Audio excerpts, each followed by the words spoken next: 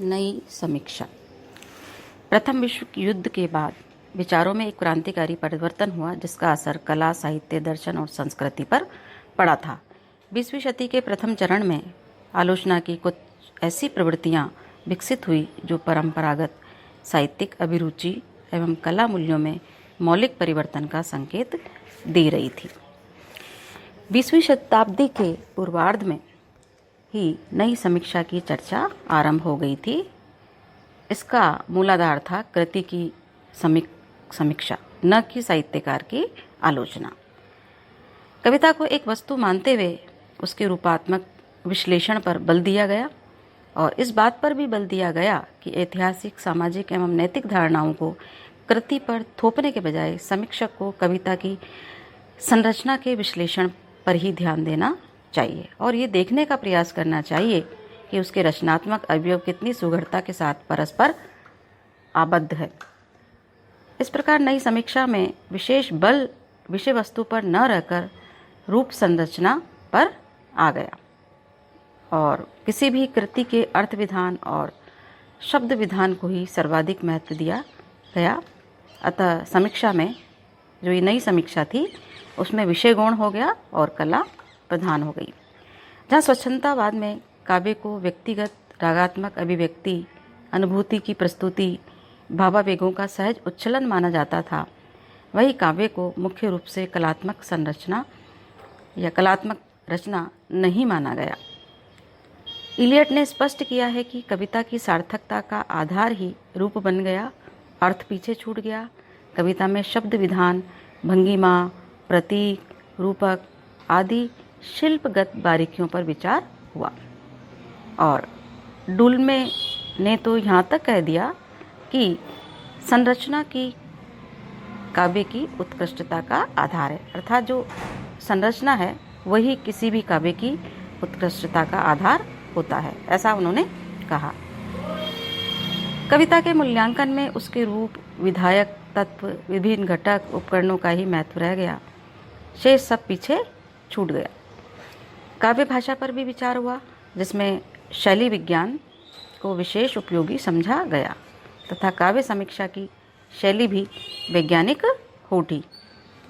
शब्द के विषय में यह माना गया कि काव्य में शब्द अर्थ का सामान्य प्रयोग न होकर उसका विशेष और मूर्त प्रयोग होता है। शब्द चयन योजना, बिंब विधान, प्रतीक विधान, सादृश्य विधान, वर्ण विन्यास, अलंकार योजना, शब्दावृत्ति, नाद सौंदर्य, लाक्षणिकता आदि के माध्यम से कवि शब्द प्रयोग में अर्थ की व्यंजना को उभार देता है। इस आधार को सामने रखकर सहज भाषा के स्थान पर जटिल भाषा को महत्वपूर्ण माना गया। मतलब जो नई समीक्षा पद्धति की जाने लगी या उसके आधार पर जो सिद्धांत प्रस्तुत किए गए समीक्षा के, वो इस प्रकार से थे कि उसमें नाद सौंदर्य, लाक्षणिकता, प्रतीक विधान आदि के विषय में बात हुई और कि ये जो है तत्व हैं वे अर्थ को उसका जो गंभीरता है, उसका जो भाव की जो व्यंजना है उसको उभारता है। और इस समय सहज भाषा के स्थान पर जटिल भाषा को महत्वपूर्ण माना गया और लक्षण आदि को काव्य का मात्र अलंकरण न मानकर उसका आत्म तत्व माना गया। भाषा विषयक इस दृष्टिकोण के कारण ब्लेक मर जैसे आलोचकों ने भाषिक संरचना की सुगढ़ता को ही कविता की श्रेष्ठता और सफलता का आधार माना। कहने का तात्पर्य है कि नई समीक्षा पद्धति में भाषा का जो शिल्प पक्ष है उसको प्रमुखता के साथ में महत्व दिया गया और भाषिक संरचना, मतलब जो उसकी संरचना थी उसको कविता की श्रेष्ठता का, सफलता का आधार माना गया। ऐतिहासिक, नैतिक, स्वच्छंदतावादी, मनोविश्लेषणात्मक तथा मार्क्सवादी समीक्षा पद्धतियों के विरोध में बौद्धिक विश्लेषण से परिपुष्ट वस्तुनिष्ठ विश्लेषण को महत्व दिया गया। शब्दार्थ विश्लेषण, रचना की आंतरिक अनुमिति और उसके द्वारा सहृदय पाठक को अंतर्वृत्तियों के समीकरण आदि के विश्लेषण को आग्रहपूर्वक अपनाया गया। इस नई समीक्षा का आधार हो गया कविता की आत्मा की खोज न कर काव्य की संरचनात्मक अन्विति। मतलब नई समीक्षा पद्धति का जो है ये आधार हुआ कि कविता की खोज जो थी, कविता की आत्मा की जो खोज थी, उसके स्थान पर काव्य की संरचनात्मक अन्विति अर्थात कविता के समग्र रूप और अंगों के अंतर संबंधों का विश्लेषण कर उसकी जटिल संरचना का परीक्षण करना।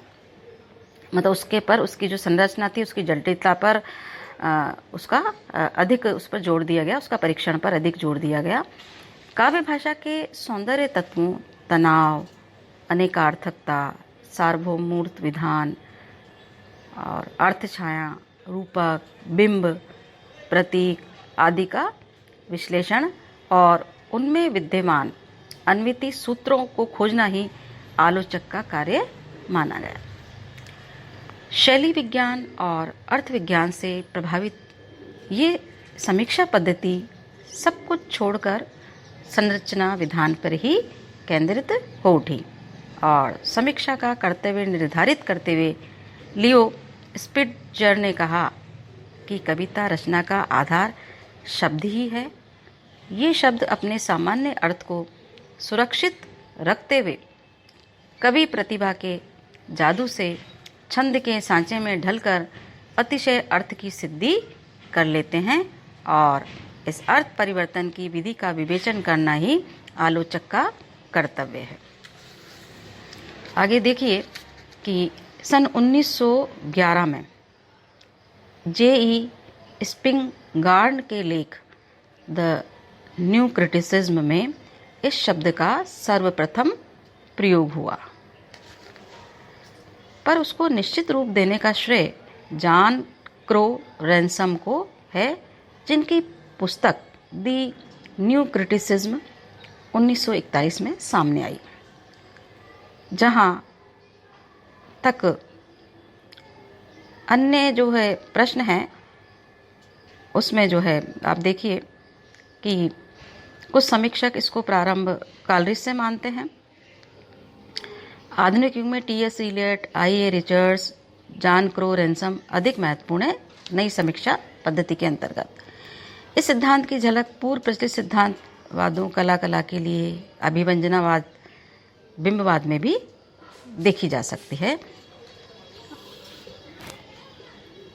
यथा नई समीक्षा की यह मान्यता है कि कविता की अपनी स्वायत्त सत्ता है, वह कला के लिए सिद्धांत से मेल खाती है। इसी प्रकार क्रौचे के अभिव्यंजनावाद से उन्हीं की ये मान्यता है कि कविता उक्ति है, विचार या भाव नहीं, मेल खाती है। और आगे देखिए कि बिंबवाद से ये सूत्र भी मेल खाता है कि कविता एक विशेष मूर्त और गोचर पदार्थ है।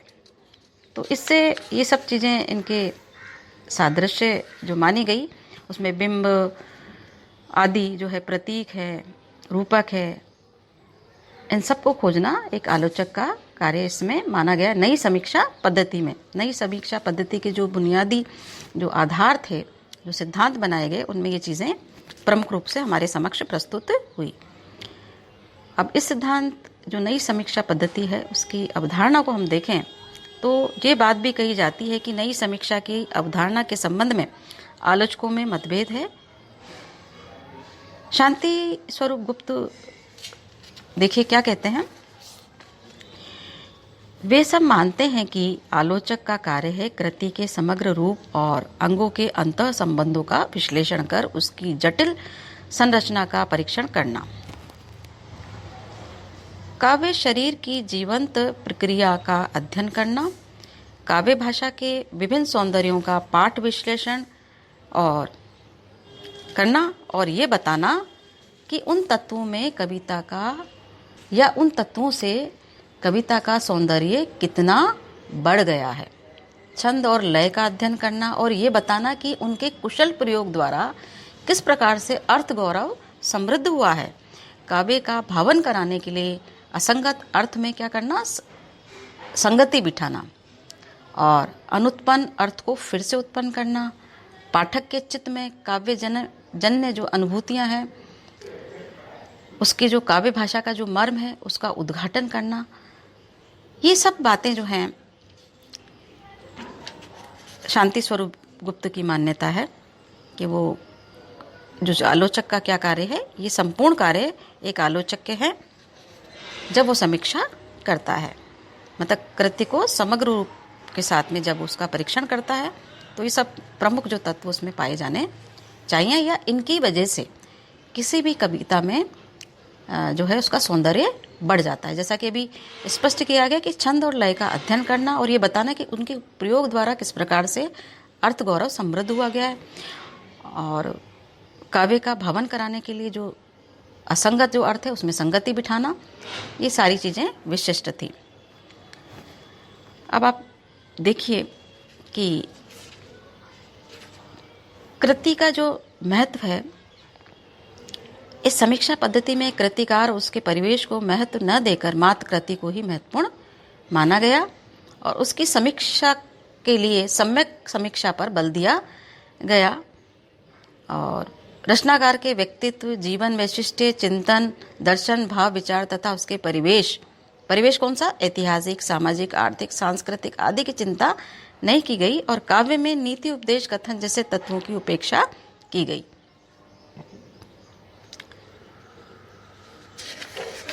इस प्रकार से